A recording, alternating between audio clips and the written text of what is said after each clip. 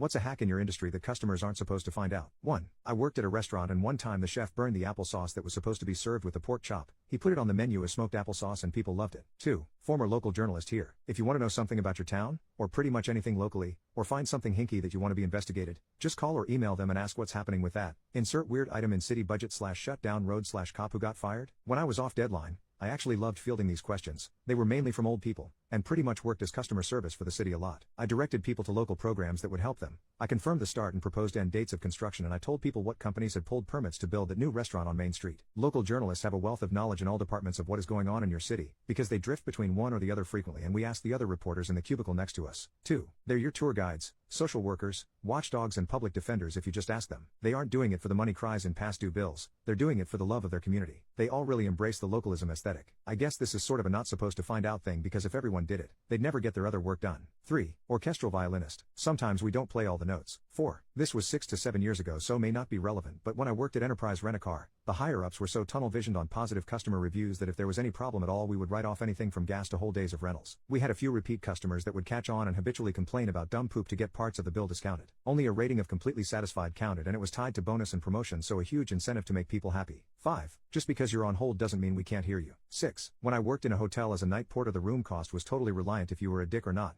I obviously couldn't just give rooms away, but I could pretty much knock off 50%. One day a very tired woman came in with her baby and I couldn't get the payment to go through it all, so I did give it to her for nothing, just had to make sure she was out before 9 a.m. and I cleaned it myself. 7. Dog trainer. This is a hack we want people to understand. One reason we can get your dog to do something so fast is because we use a high rate of reinforcement. Example, I'm training your dog to walk on leash without pulling, and we practice in your driveway. I feed the dog 20 tiny pieces of food by my knee as we walk to the end of the driveway. The first time a client tries the exercise they may use 5. The mechanics of the exercise look easy, but it takes time to get used to. And when people are practicing on their own they do other things, instead of focus on the exercise. They forget how often they need to reinforce the dog for doing the right thing. If they do the exercise for 2 minutes during each walk, with a high rate of reinforcement, roar, that may be all it takes. And once the dog starts to learn, you can gradually slow down the roar. 8. If you or a teenager you know are admitted to a name brand, expensive, rich college and their financial aid package isn't enough, write them and ask them for more money. Mention the other schools you were admitted to and that you receive strong financial packages from them. Do not mention specific numbers unless it's a named scholarship, e.g. presidential or provost. At least 5 of my students this year got between 10-20K extra in scholarship money just by soliciting for it. 9. You can rent a nice casket for the funeral and be buried in a cheaper one. 10. Any Marriott booking made partially with points, with a 3-day cancellation policy, can be cancelled the same day of the booking without any fees. 11. I used to work in the floral industry. Don't call a large national florist. Look up a local florist in your recipient's area and call them directly. Most have websites to help you choose and you'll save money on delivery and service fees, which can go towards a nicer arrangement. Also, unless you order flowers regularly, the membership/loyalty program is a scam and hard to cancel. 12. Most industries have retention teams because it costs 10x more to get a new customer than it costs to keep one you have. So if you call up and complain/threaten to cancel every other time they raise your rates, they'll probably give you the introductory rate. Just be aware you might have to switch. 13. Our physical presence/approach toward the user will sometimes fix the problem they are facing without any additional effort. It's support. 14. Consulting.